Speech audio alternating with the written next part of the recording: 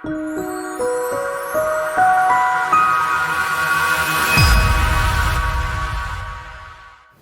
are at Sukhothai Bangkok Hotel, and I have the honor to have with me the newly appointed GM of the hotel, General Manager, Mr. Richard Deutl. Thank you for being with me. Well, thank you for taking the time. Much appreciated. Great honor and pleasure. So in tourism and hospitality, we speak a lot about storytelling, but I think it will not be exaggeration if I say that we are in a hotel that has a lot of stories. Exactly. And for sure, when you stay at this hotel, you feel like you are in Thailand. You can understand you are in Thailand. Immediately. Which is good. Immediately, yeah. So the first question will be, what you think is your most critical, unique selling points of this hotel, and how do you manage to leverage those selling points, especially with the new generation of travelers coming? Yeah. I think first and foremost, the most obvious that people are attracted is the way the hotel is located, where the hotel is located, the way the hotel is being constructed, and then of course our landscape. And I think people immediately realize that this hotel must have a cultural or historical heritage point from where it derives, because it's so unique in its setting and its arrival experience that people see that as first and foremost, let's say, difference to all other hotels or most other hotels in Bangkok.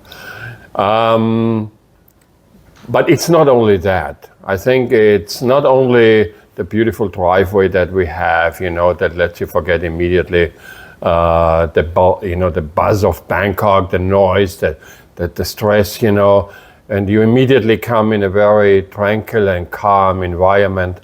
I think it's then also the moment they are being greeted by the bellboy when they open the door of the car, and they're being greeted by the concierge and the receptionist, and when they're being accompanied to the room. I think they feel immediately, now I really arrived in Thailand, because we all know Thailand is known for the genuine hospitality from the bottom of the heart without asking anything in return. And I think all that together, the hotel, the building construction and the features, but most important are the people that not only, they tell the story. True. The story, the day-to-day story, but of course they also can rely on our history and our culture of Sukhothai. We see a lot of cultural elements in the hotel, like those behind us. So what are those? Actually, this is our reminiscence to the Sukhothai era. In the early 14th century, originally deriving from Cambodia, the Angkor era, there was the foundation of the Empire of Sukhothai. And some of the artifacts, when you look at this, and you find them all over the hotel, actually, if you have been in Cambodia, you think you are, a little bit in Cambodia. But it's actually, that's where the original is from. And we are committed in all our touch points, to create and actually to further create, to further develop these cultural and historical heritage that we are celebrating. Yeah. You have great experience in luxury hotel openings, reconstructions, renovations, and everything around the world. So, and the luxury hotel environment here in Bangkok especially is extremely competitive. Yes. So many hotels existing, new are coming, renovations, everything. How you manage to position yourself, your hotel, as in this environment, and what you think what will be your priorities in the near future? To manage and preserve your position, and even enhance it. Yeah, no, it is. Okay. Actually, first of all, we welcome every hotel coming in. It's in a sense because it also pushes us forward, kind of. We see that as a kind of positive challenge, and also to improve ourselves. But I think guests, and we get recognized on a daily basis. They do understand that despite all the competition that's already here and coming up, we are unique. We always will be unique because there is no other hotel in downtown Bangkok like ours. Again, it's the environment. It's the hotel. It's this beautiful spa palace that we are having, which itself, I could talk for an hour only about. We'll talk about that, definitely. Only about the spa. It's about the beautiful garden and everything. No other hotel has this. We are the only hotel with a 25-meter outdoor swimming pool, and a wonderful pool environment that really invites you to relax and unwind completely. And this basically on the ground floor, and not like many hotels have it on the upper floor. So how are we going to compete? Well, actually, shall I say I don't want to compete? Shall I rather say I want to try to find my own niche? Because I know now travel is the travelers nowadays, they not look for the very same thing in every hotel. Meaning that we try to find, and we have found our own niche, and guests looking for more personalization, a more individual character of the hotel, a more bespoke experience throughout every touch point. And I think this is, and then of course a more unique environment. And I think everything together, we really are the authority in Bangkok. That doesn't mean that we rest on our laurels and say, okay, here's, just this morning I told my team, we cannot just rely on that. We have to, and that's coming to your next question, we progress, we develop, we look at every service touch point, we look at every feature touch point. Guests have more expectations, but actually what I realize more than 4 decades, shy to say, but more than 4 decades in the hospitality industry, I think what guests really want is exactly what they wanted 40 years ago. It's perfect service quality, be serviced by people who are consultants more than just waiters or receptionists, feel understood, feel special, be able to reach their potential. We call those, there's more to it, 5 human touch points. And this is not new, but it's, to me, having also worked in a corporate hospitality industry, I think this sometimes got lost, in our endeavor to grow and to make more hotels and to have this and that. We want to take more care of the individual guest and really fully understand or anticipate, not understand, but anticipate and give it to the guest before he even speaks out what he really wants. I was ready to say that I had that experience during my stay here. Okay, happy to hear, thank you. I felt that there were cases that they even, it's like they were reading my mind of what I needed. So they saw that they care. That's what I was. That's what we try to. I said. Yeah, it's not just skills and industrialized service. Let's say it's real care, which is a characteristic of Thailand in any case. But I can feel it here. Yeah, but it is often hotels are driven by SOPs, standard operating procedures, and I tell the team always, there's one standard I cannot give you an SOP is how to do more for the guest, and I cannot tell you what to do because you are standing in front of the guest. You know what the guest wants. I promise to my team I will do everything possible so that you can deliver this. I will not frame you. I will not block you. I will empower you, to go beyond the SOP. And if you feel, I don't know, you have to do something outrageous that you have to, I don't know, there's always this famous story of a pink helicopter to get in or so. Well, then do it, If you feel that's the right thing to do and that's the moment to make the guest happy and to surprise him, and to give him a memorable experience, a long-lasting memorable experience, then just do it, and we'll support you. Yeah? You mentioned earlier that you found your niche. You make me ask now, what is your niche? As a hotel, you mean? As a hotel. As a hotel. The niche, what I mentioned before is basically be able to, A, because I have the environment, B, I have the people, and be able with all that to really personalize the experience of the guest and give them a feeling, not just a product, not just a transaction, but give them the emotion within the transaction and above and beyond this transaction. And I think if we do that on a consistent, regular basis, I think then we have achieved a lot. We want to be an urban. We sometimes use the term urban resort. It's not, for me, it's not the resort as by construction.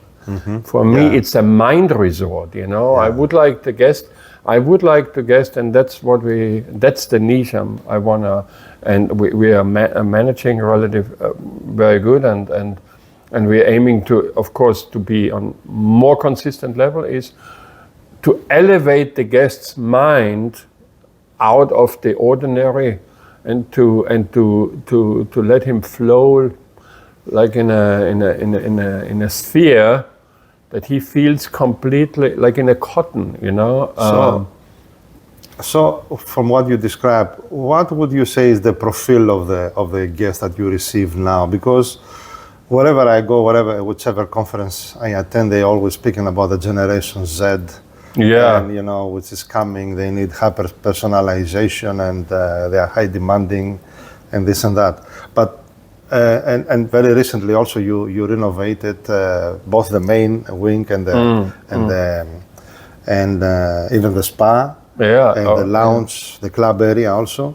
So you think that you can manage to balance the traditional, classic, cultural, let's say, elements of a hotel together with the needs of the contemporary traveler and probably even the new technologies and the experience that these travelers are expecting? Yeah, definitely. Okay. I'm convinced. Mostly because we have the people for it. They understand it. I've rarely seen such a great team, where the guests will feel from beginning on embraced by this natural, genuine sense of friendliness and hospitality and desire to do everything possible for the guest. Now, you mentioned the Gen Z asking for personalization. I'm Gen X, and the millennials, and even before Gen X, we always wanted it. Yeah. Did we get it? No, but deep inside, we were always craving for this kind of feeling. So I don't think that it's something new what the Gen Z want.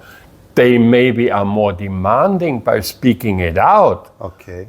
Yeah. But I think we always wanted it. So that's what I mentioned before. Going back to these 5 human truths, understanding the 5 human truths, and delivering this on a consistent level throughout all touch points. I think that's basically how we get then these guests, And these are not, we are not focusing on Gen Z, we are not focusing on Gen X or whatever. We wanna make everybody who is looking for that kind of experience happy, and we welcome. And I'm surprised how many more experienced people, like my age and even older, come here to experience it. I'm very surprised. We have people not even 20s. Yeah. They don't want so much different.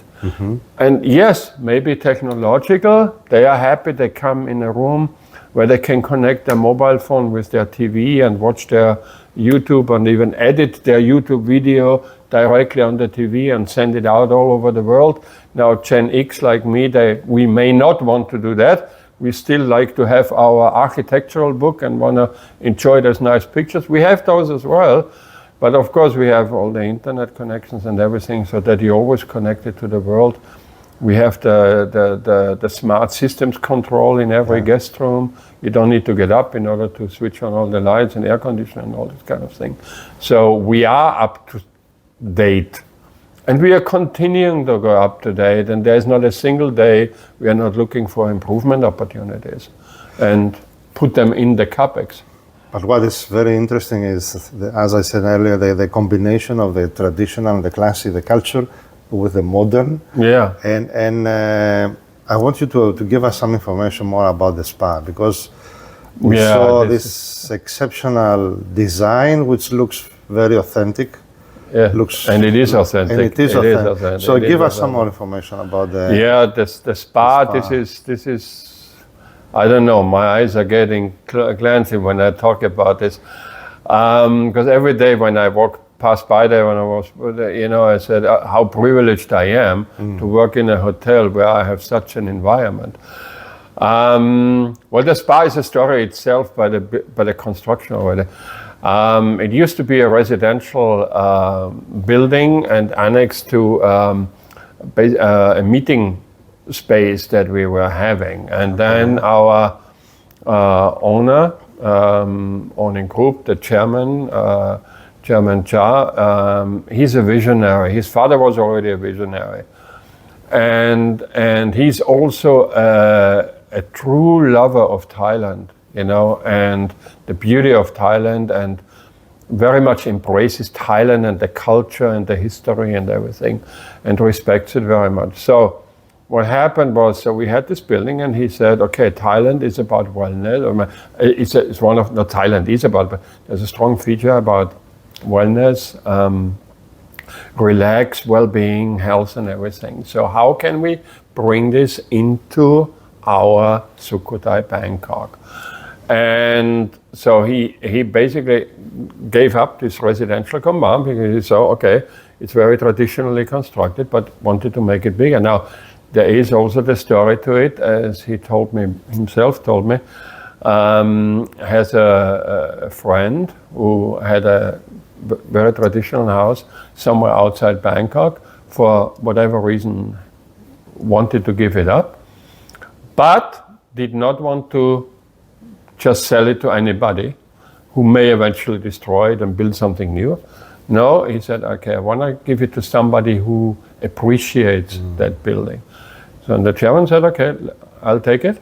And he dismantled it piece by piece and basically built it then together with the existing house. He put it here, basically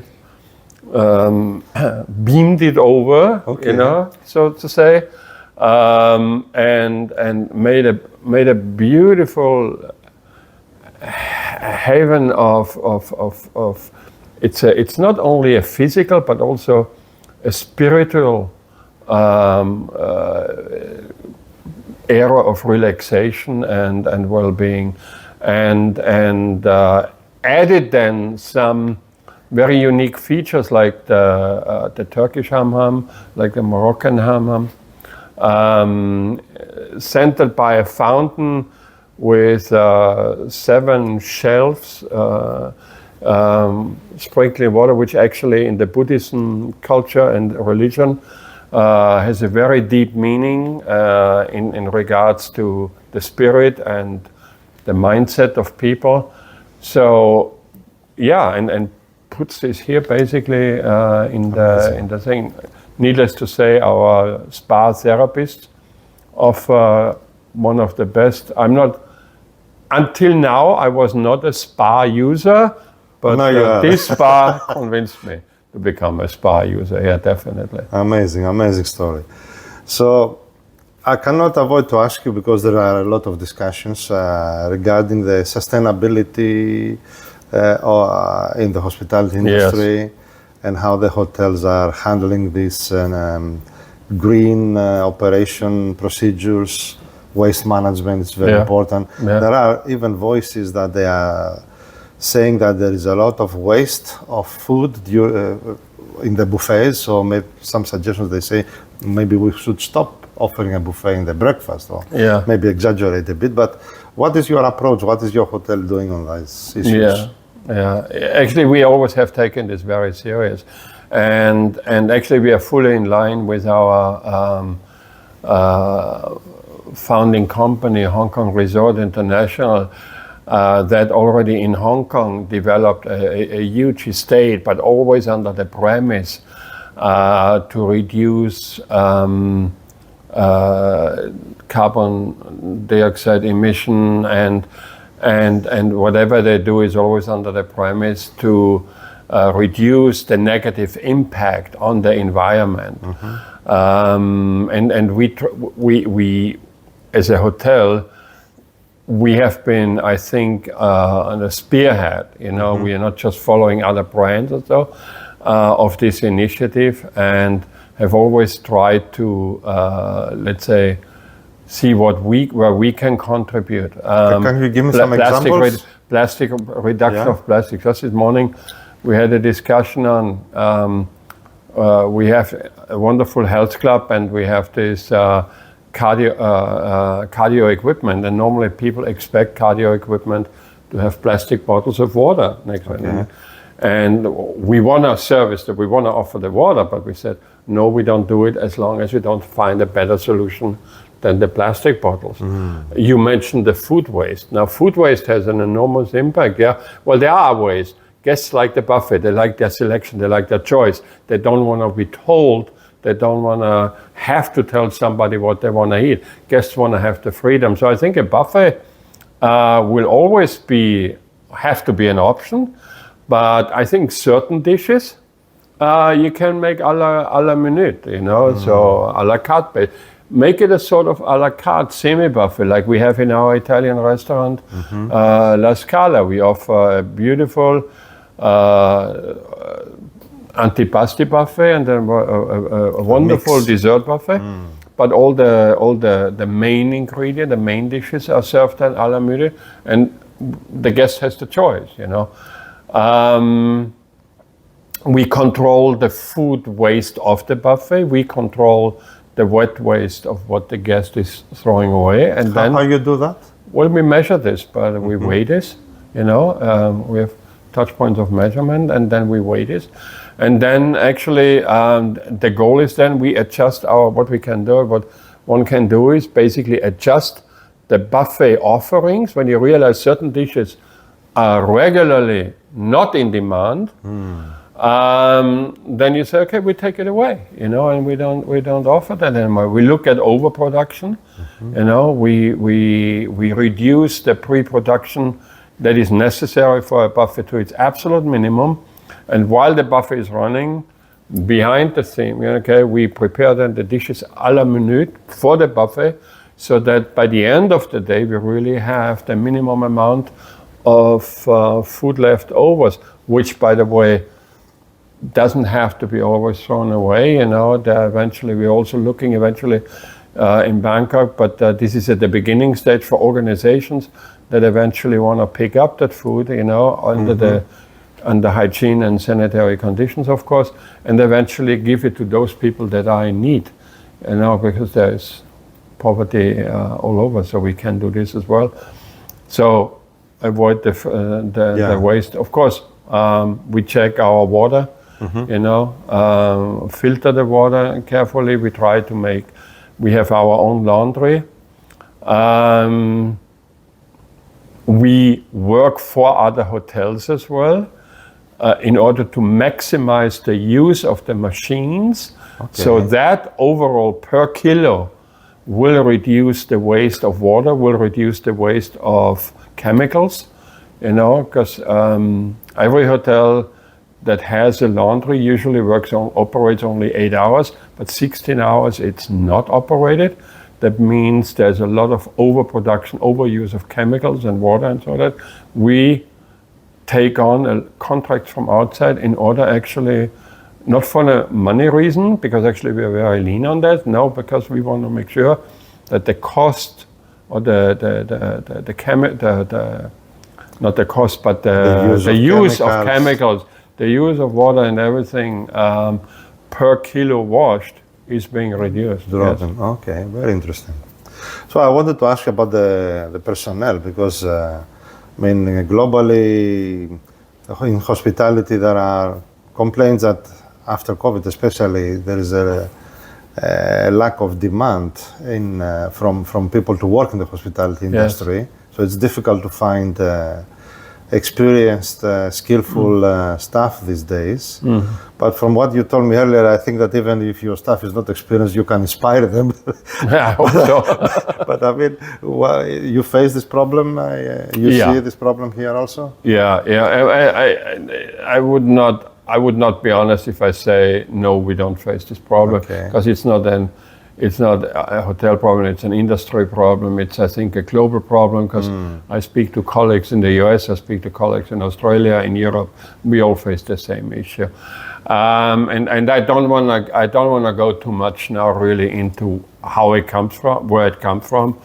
I think everybody hides a little bit behind COVID. To me, it was a little bit a trend that I saw already 10, 15 years ago, that one day we would come to that point. But the point is not to look back. The question is, what are we doing now moving forward, in order to stop it? And I must say, we have an amazing human resource department. We really bring the company culture. We elevate people culture on a level that in my 40 plus years I have never seen before. Honestly, we do a lot, and it's not always about money.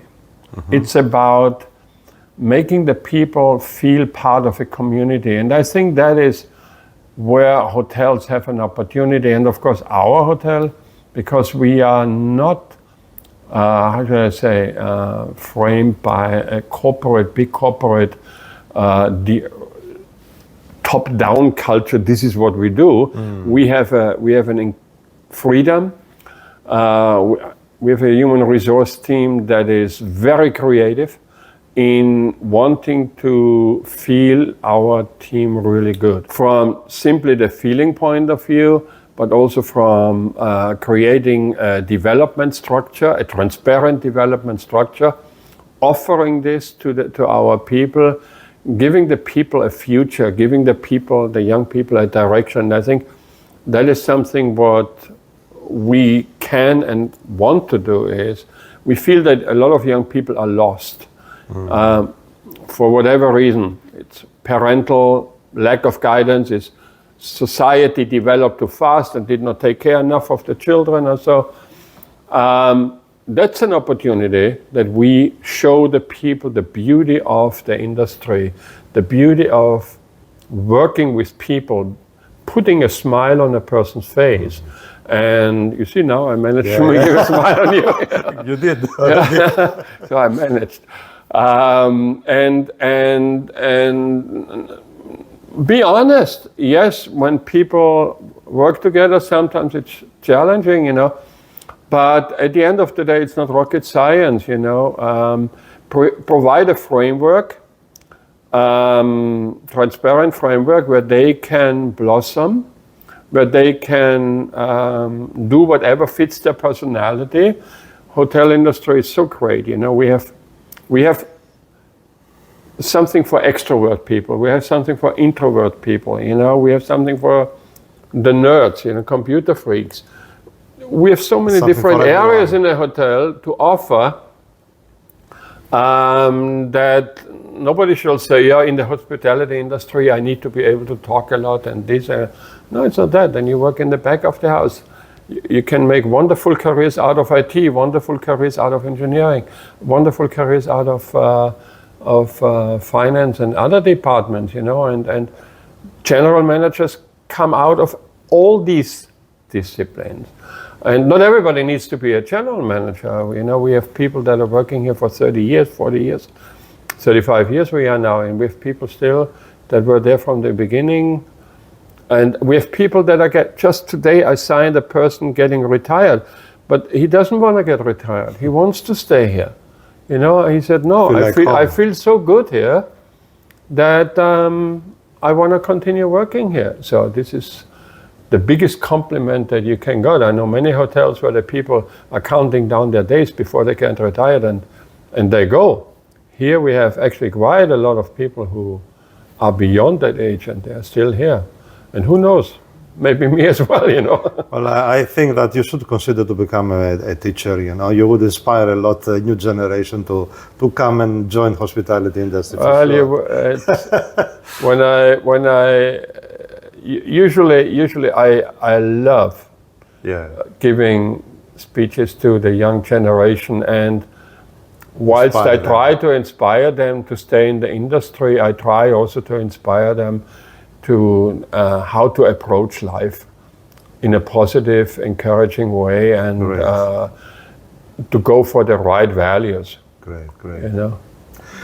Last but not least, I want to ask your opinion, since you have so vast experience around the world. It's not something that we discussed before, but I want your opinion regarding the position and the level of hospitality in Thailand compared to what we can see in other parts of the world. You don't have to compare, specific part of the world with Thailand, but your idea from your experience these days here in Thailand, what do you think? Asking where I see the future of Thai hospitality as compared to the... Where do you see the present, first of all? What is the position of Thai hospitality compared to Europe or US or whatever else? And what do you see the future? What will be the future? In my opinion, I think that, here you can still find what we can say, a luxury you can afford in Thailand. Not only regarding prices, but the whole package. Yes. That's a good question. It's a little bit of, I call it a sort of world hunger question, because it's a very comprehensive question and entails quite a lot of different things. I think in the past, Thailand had, and I see this for somebody having been the last 18 years in Asia, or 25 years in Asia, but not in Thailand, only visited Thailand. So I see it a little bit from outside. So Thailand had always a little bit this touch of exotic, to me, and this kind of,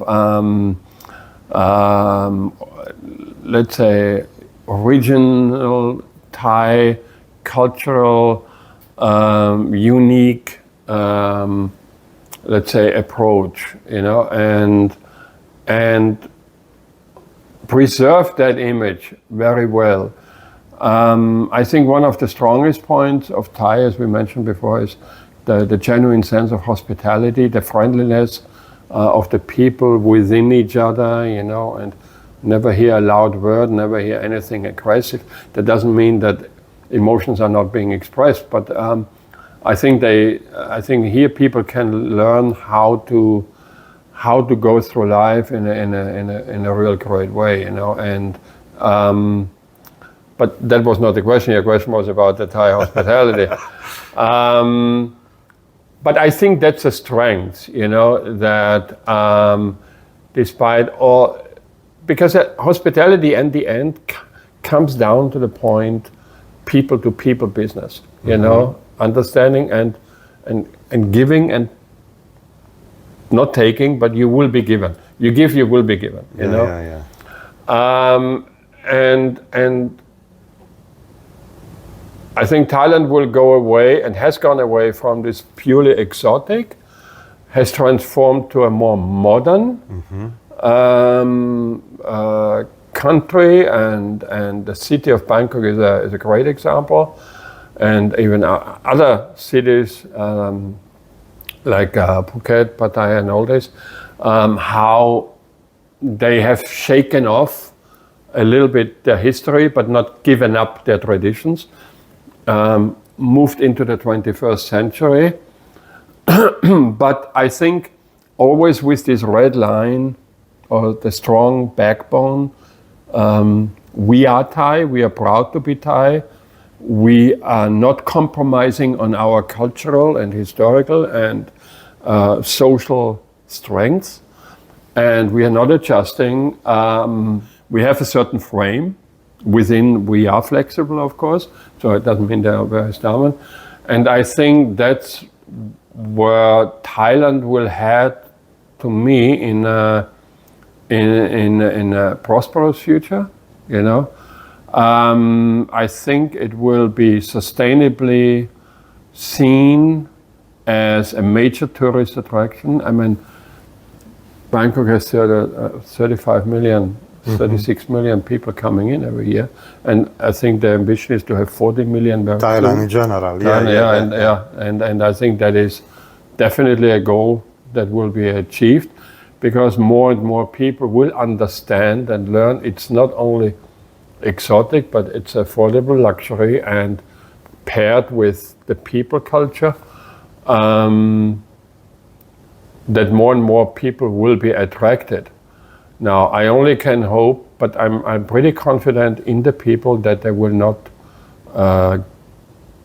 compromise on their strong points, you know, and then basically give up their identity for the sake of getting more tourists and more money, you know, something like that. I think it will be a sustainable, strong growth and prosperous for the people living here, and still have this special touch for everybody visiting the country. I think I could discuss for the whole day with you, but I think that's a very good point to conclude the discussion. And I keep the point that you mentioned that, you know, Thailand continues to develop, but they don't give up of their culture and values. That's I think very, very important. Thank you very much for your time. Thank you very much for your time. Much appreciated. Thank you. Thank you. Thank you.